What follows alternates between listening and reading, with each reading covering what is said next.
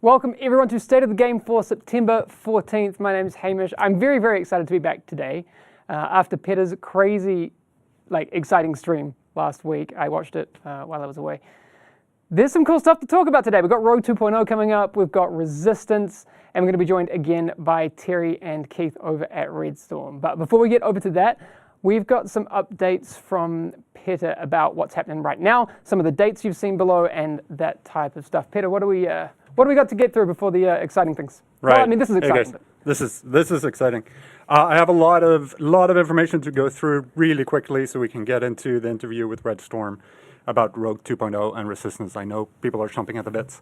First of all, just want to point out there's a free weekend starting tonight at 7 p.m. CEST, so that's in 2 hours. Get all your friends to play. Realize that most of you already play, but get your PC friends to join us. Why not? First of all, 1.7.1, the new patch is coming out on Tuesday next week for all platforms at the same time. And yes, it does fix the RPM glitch.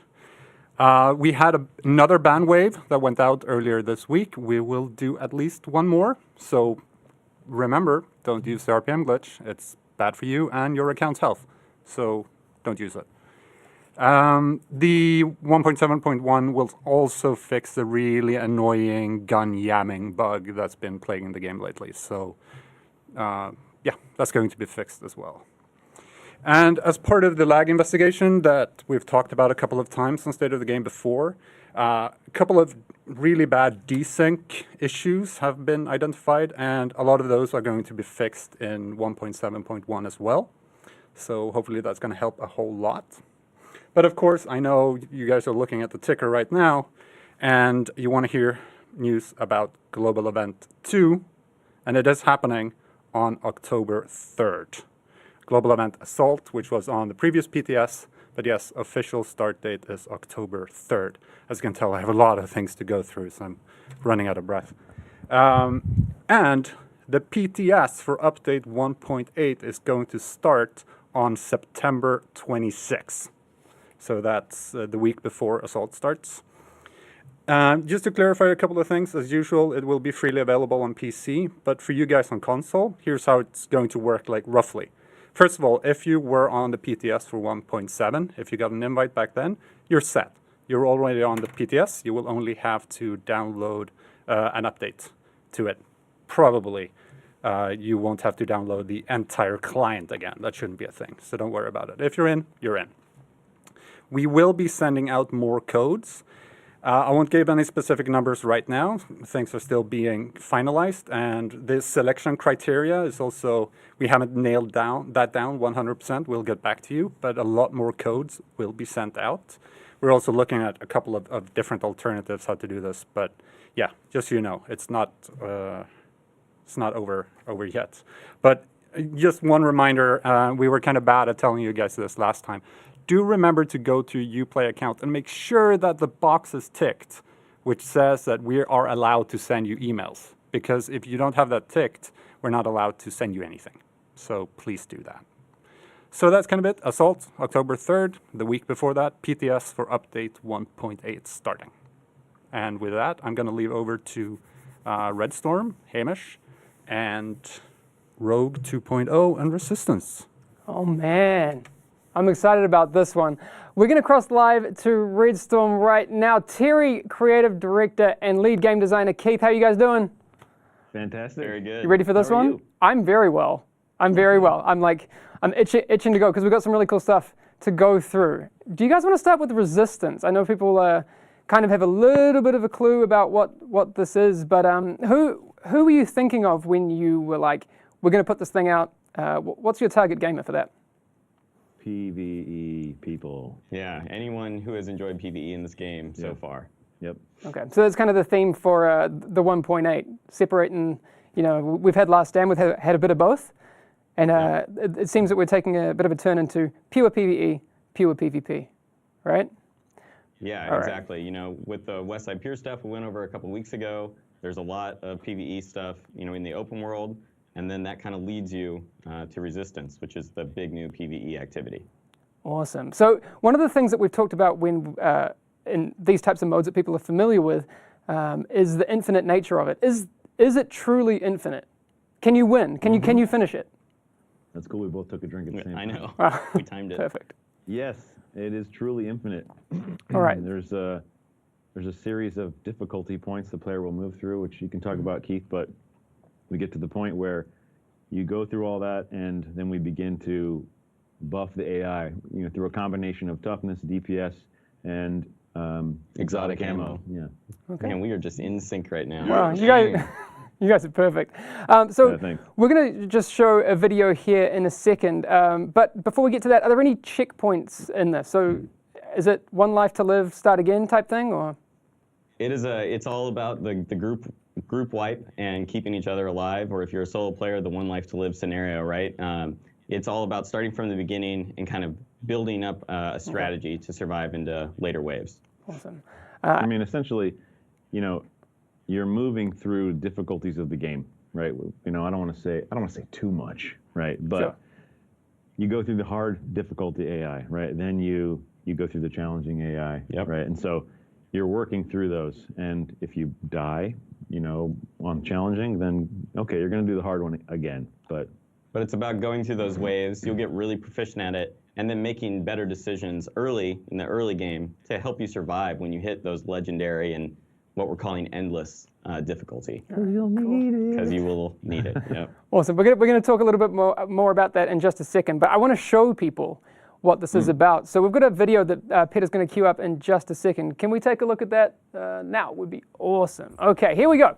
We are looking at a part of the map that people may be familiar with if they tuned in last week. This is part of the Westside Pier environment, correct? What are we seeing on screen right now? this is outside the Intrepid. Okay. And yeah, you have seen this before. We didn't want to necessarily show you everything just yet. All A right. lot of this mode is about exploring and opening up new parts. You will catch some things here, though. If you kind of look around, you'll see like these big flashing AR panels. Those are kind of calling out doors that you can use to open up new parts of the map. So That have new you'll see things one. in them. Yeah, those will have all sorts of new things for you to find, new places to fight, places to hold up. All right. So it's not just about killing endless waves of AI. What other things will people find themselves doing in there? I mean, it's about finding the best way to survive. That's the crux of it. And we give you a lot of tools. Keith, go for it. Sure. So, people who played Last Stand will see that AI are dropping shade tech here, just like they do in Last Stand. But we've really blown out what you can spend it on. So we've brought back the fortifications along with a new type. There's a support station fortification you can open up.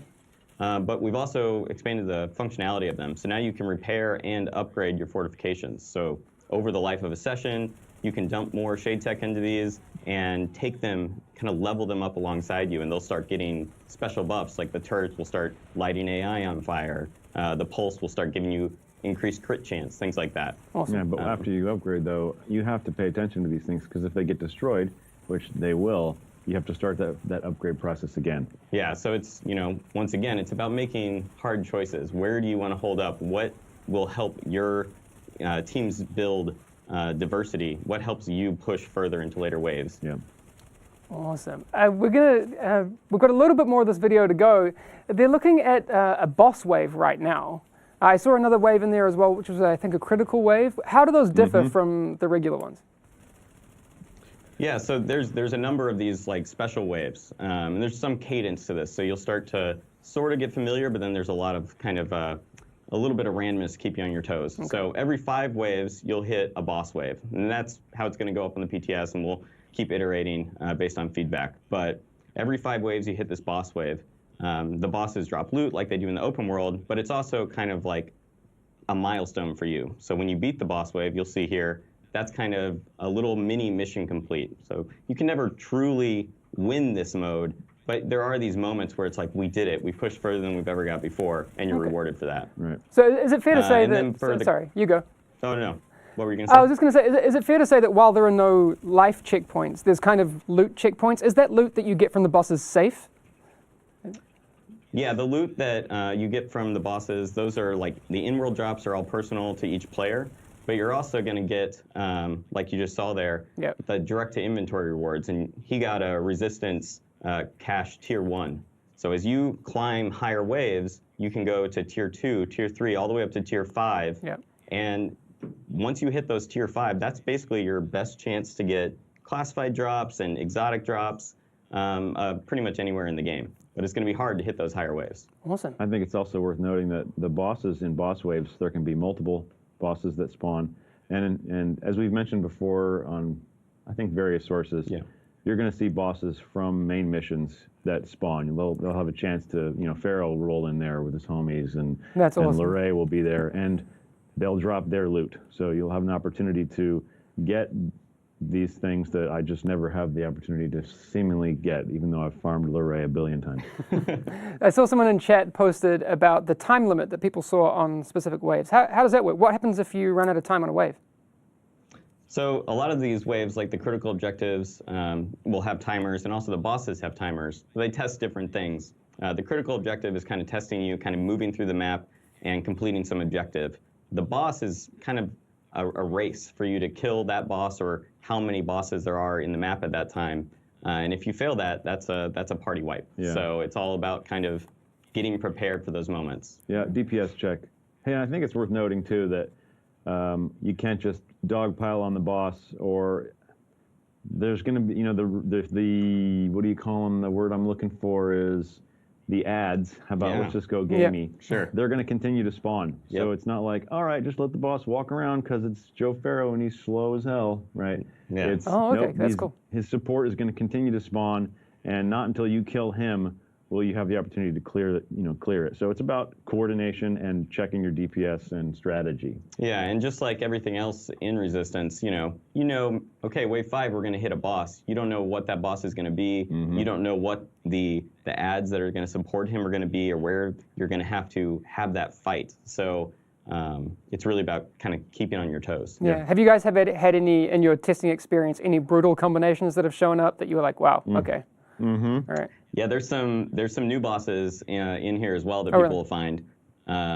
Some bosses that like to deal out a little bit of shock. Oh, man. Oh. And I had the shock boss with some shock turrets. That was a pretty brutal combination. But those are the types of things we'll be tuning over the PTS. Yeah, Oh. and shock drones. Shock drones. Yeah. Nice. Just for a little bit of context, when you guys have been playing through it and stuff, what's the furthest you've gotten? Because if you're saying that there's difficulties hard, challenging, legendary, that would be up to what, wave 15?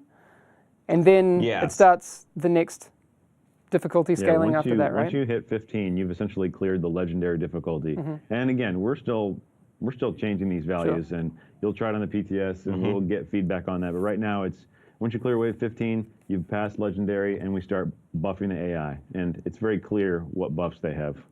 So you'll know what you're fighting. Okay. Can you also play this mode solo for people who maybe want to do it with solo or smaller groups? What's the deal there? Hell yeah. Yeah, Nice. absolutely. Yes. I actually think a lot of people will want to play it solo, Okay. and it's a real test of your own build, and you can still push pretty far. Yeah, you just better have the right build. Yep. Okay, cool. Can we just go back to rewards for a second? You talked about how every 5 there's a boss, every 5 waves who gets loot. When you end a resistance cache we saw earlier will drop. How are those scaled? So right now, the way we kind of have it set up is that each 10 waves kind of pushes you into a new rewards tier, right? So you can go all the way to wave 50. We have never hit wave 50, but Okay. I'm sure Someone's going to do it. will. Is that a challenge? Is that Hey, confirmed? It'll be like a day 1 thing, and then we'll have to tune it to make it harder. We're going to have to track world firsts on that for sure. Yeah, but once you hit wave 50, you're kind of in this like resistance cache tier 5, Okay. and each different cache has a kind of a better and better loot table.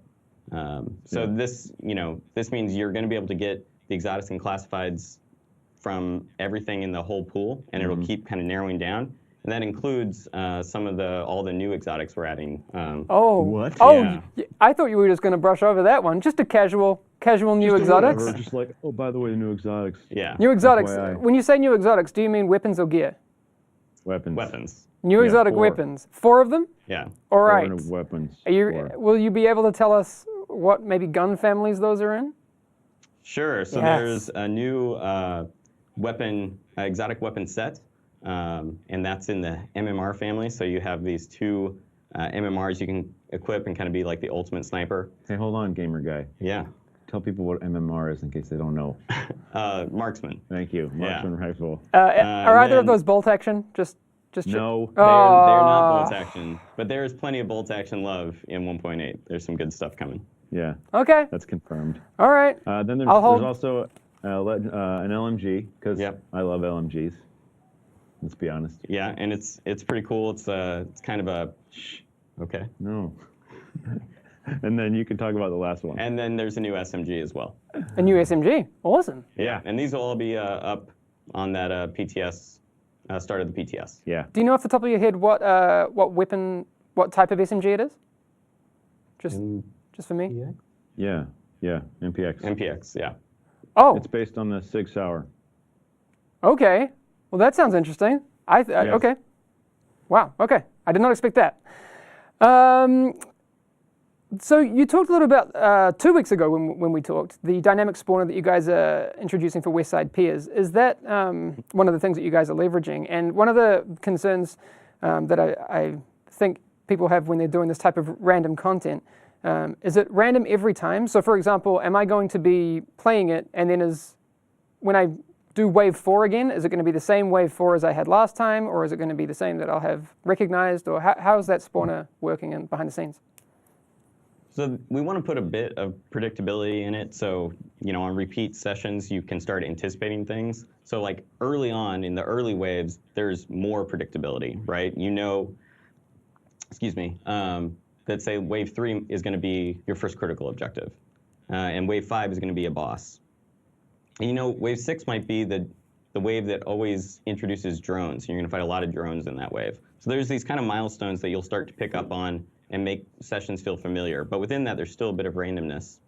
And then once you get higher and higher and start climbing into the higher endless waves, then it becomes a very kind of dynamic, randomized experience. Okay. Yeah, we've injected some consistency, but like you said, we leveraged that new spawner to make it so the next time you play through, yeah, there's going to be differences. You might not see any Rikers, for example, or it might just be all rushers. Good luck, have fun. So there's a lot of dynamic elements to this game mode for sure. Absolutely. All right, so just moving on to the play spaces that are available for this mode. We've seen one of them, which people had seen previously. How many are there and how big are they going to be? 3. There's 3 Okay. total. They're called, there's the Carrier, right? And then we have one called the Pier 93, Yep. and another one called the Powerhouse. Yeah. Yeah, and these are based upon sort of the foundations of, we built on the foundations of the PvP maps that we made specifically. So they're in Westside Piers, but they're like 5 times bigger than the PvP maps. Yeah. So there's a lot more to explore. So say like on what you guys saw there, that Pier Space is one of the early sections that you unlock in the Carrier map, but you can also get inside the Intrepid, get into the engine rooms, things like that. Yep. Awesome. Okay, so for people that are looking to, when they get into the PTS, how would they start a session? How can you queue for one of these things, or how would you start getting into a resistance mode? Yeah, I mean, we kind of built it to be a new mission type, essentially, Okay. right? So you have your main missions and incursions, and now you'll have the resistance missions. So it works very similar to that. You just kind of walk in from the open world, and it kicks off, and you can matchmake at the meeting stone out front. So it's very familiar to what people are expecting. Okay, cool. One other question that I had, do you need to be level 30 to do it? As with survival, you don't. You can get into that a little bit earlier. What about for this? Yeah, you have to be level 30. Okay. Yep. The Westside Piers, it's kind of like that end game open world space. All right. And these are kind of nestled back there. Yeah. All right. Now, I'm sure people will have a lot of questions about resistance, and people will be able to experience it on the PTS very soon. What was that? 26th of September. And we're looking forward to seeing what you guys think about it as well. If you have Yes, absolutely. ideas or those sorts of things, please get involved in conversations on the forums, wherever you want to have them. Twitter, Reddit, we want to hear what you think.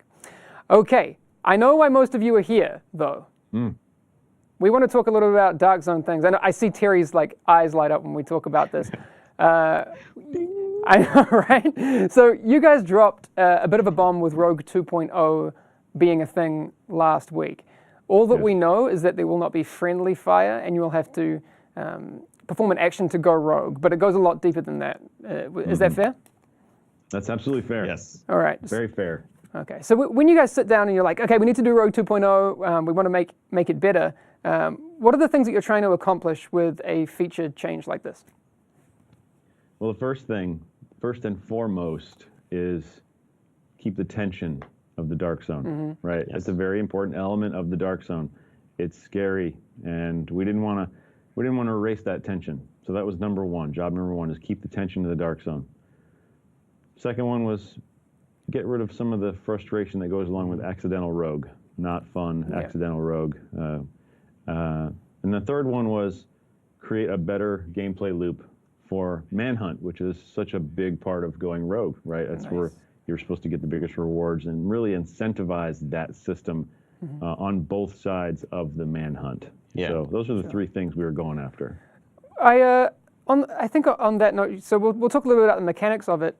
I know there's frustration about accidental rogue as well, but I saw a thread on Reddit earlier today about someone who was a little bit frustrated with someone just coming up behind them and downing them straight away. So Right. there are some mechanics in there that might make that a little bit, you get like a small warning when someone goes rogue Yeah. in your vicinity. Is that correct?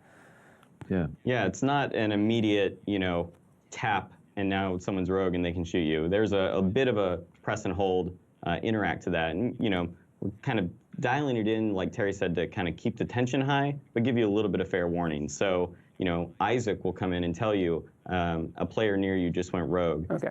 You will kind of hear all the sound effects going along with them. And if they're in your line of sight, you see kind of a full kind of UI treatment pass on, oh my gosh, that person in front of me is going rogue right now and they're going to shoot me in the face. Okay. It gives you a moment to prepare. Yeah. And instead of right now, your moment to prepare is I lost a third of my life. Yeah, exactly. Yeah. And I want to be clear with everyone.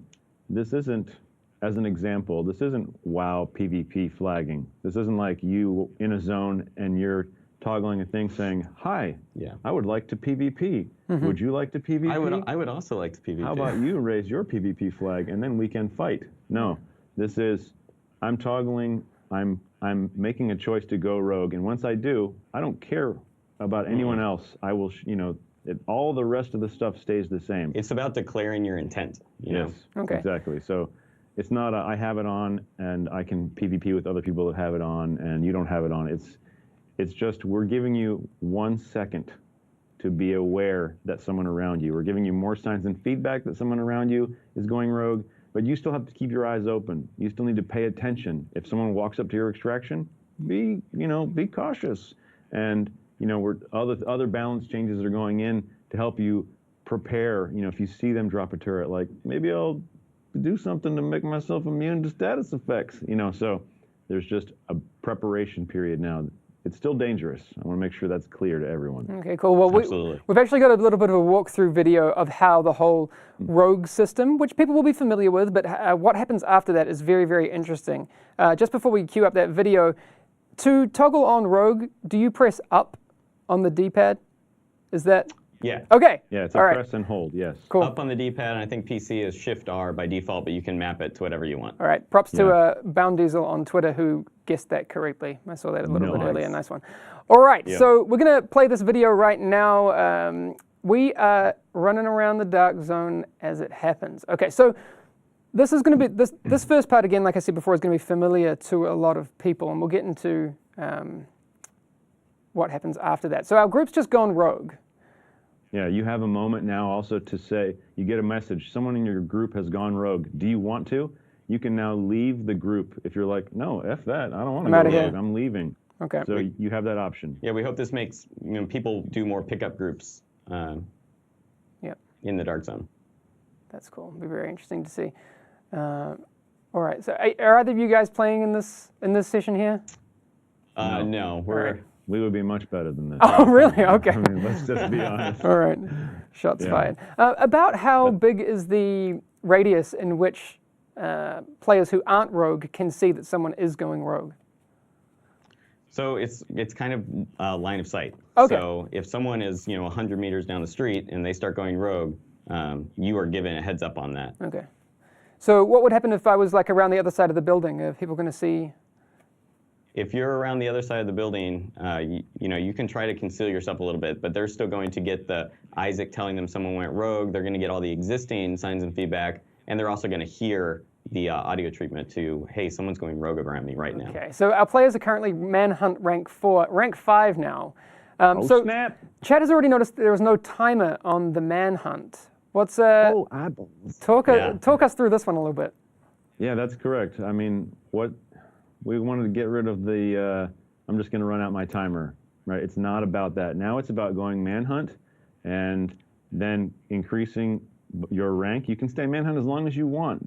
If you get to max Manhunt rank, Which is Manhunt 5. They just hit it right here. yeah, then, you know, at any time that you become Manhunt, I'm jumping around a little bit, but just because of the video, when you reach Manhunt, you're going to get an objective. Yep. And it's like, if you want your rewards, you need to go to this spot in the dark zone. It's random every time, and you need to interact to clear your status. You're essentially rebooting. Yeah, you're hacking into those Shade Tech terminals that were sprinkled around the dark zone and resetting yourself.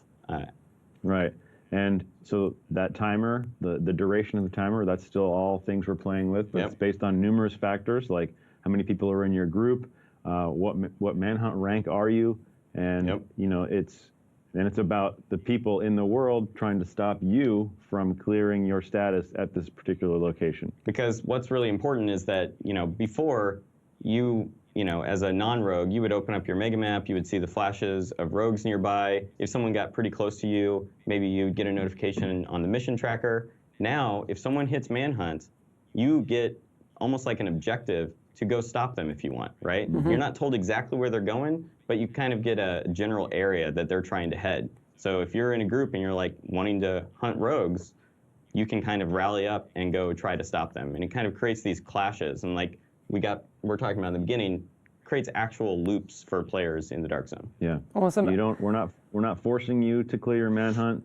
There's no timer to fail it. You know, you don't have to get up there in 2 minutes. It's just, hey, here's where you need to go, and everyone can see it. And if you want the rewards, I'm sure you guys saw on the screen, like Yeah. Manhunt caches, which are Exactly. Yeah. So that's the thing that I saw. I saw chat going crazy over that huge slew of Manhunt caches that dropped with a successful Manhunt 5 clear. correct. You get one Manhunt cache for every Manhunt rank that you have reached. That's good. What can players expect from those caches? The best. I mean, it's the gear that they want. You know, it's a gear cache. There's a chance for exotic. There's a Hopefully, chance, you know. a chance for classifieds. Okay. Yes. Yep. And so the buffer you are, the more manhunty, right? The more chances you have to get the gear that you want. And as a player, you know, going after the Manhunt, you get a bounty cache now too for every Manhunt player you kill. So you are encouraged to like get in there and PvP at these points if you want to get those rewards. Yep. Awesome. So who will be eligible for those rewards? Like if I see a bunch of people on the map have gone Manhunt, right? Yeah. How much involvement do I need to have in taking out those guys before I get rewarded? Participation. Okay. Yeah, you need to be participating, and you need to kind of be around them when they go down. Okay. You need to be there for the kill. Yeah. Okay. You don't have to be the guy that killed them. You just have to be participating in their demise. Okay. I don't Yep. need to be in a group with the group that successfully takes them out. No, there's no more that, you know, this group kind of stole the bounty from this group, even though they were trying to work together. Okay. You know, now that friendly fire's off, it's Shades versus Rogue, and you can go in there and work together to try to take out the Manhunt. And it's all direct inventory, so you don't have to worry about extracting or anything like that. It's Yep. just boom, you got it. That's really cool. I didn't actually know that one. Yep. That's awesome. I know that when when you guys talked about last week the friendly fire changes to Rogue, a couple of concerns that were brought up were grenade spam and body blocking as being potential issues. So Right. on the grenade side of things, what's that going to look like for 1.8? Well, the damage itself, do you want to talk about the damage for grenades, Keith, and like rogues and non-rogues and stuff like that? Yeah, you know, previously a group of rogues, right? Like they could grenade spam the non-rogues and not be hurting themselves, and they kind of had this advantage. So you know now, people from both sides, yeah, the Shades can throw grenades at the rogues and not worry about triggering themselves as rogue. Yeah, no accidental. or anything No like that. accidental, right. We are doing, lots of things to try to improve the grenade game, right? Like the classified final measure, which I think is just going to become a bigger and bigger part of group play. Makes it scary to toss a ton of grenades in because you're giving this huge buff to the other team. It's astounding. In fact, we've talked about skirmish already.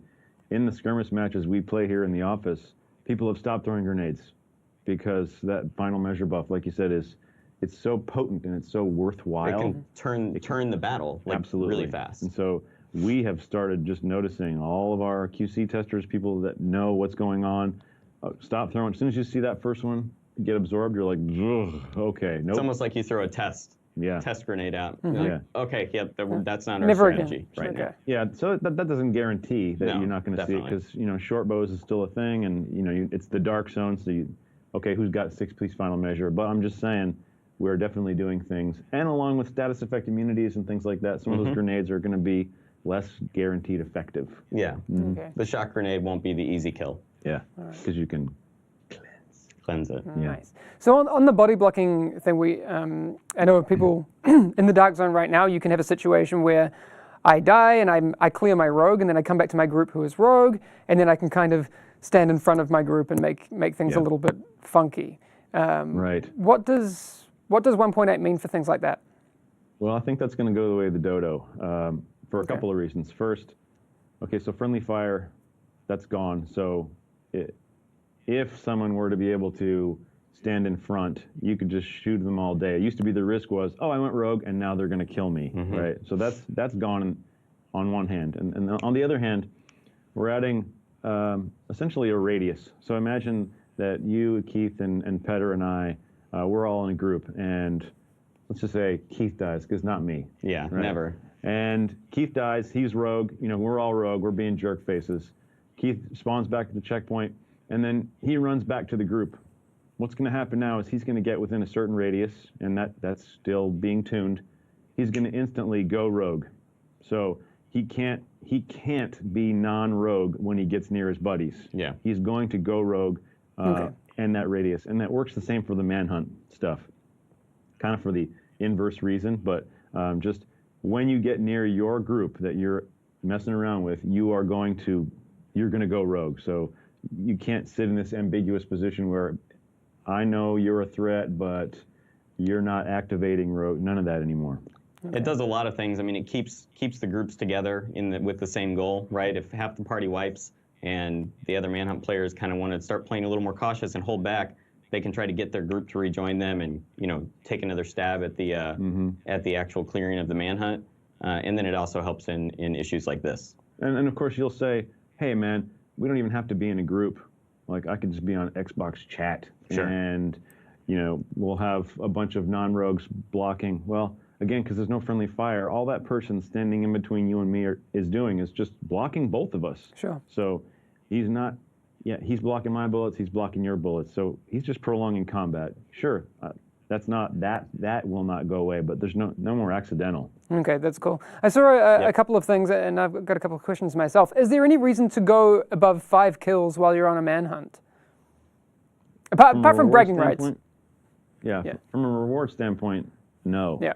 I mean, that's at this point, right? Mm-hmm. You get, once you go 5, Yep. right? However you get 5, okay, that's going to be your max. Okay. So if you're looking to be efficient, after you get manhunt rank 5, go clear it. Mm-hmm.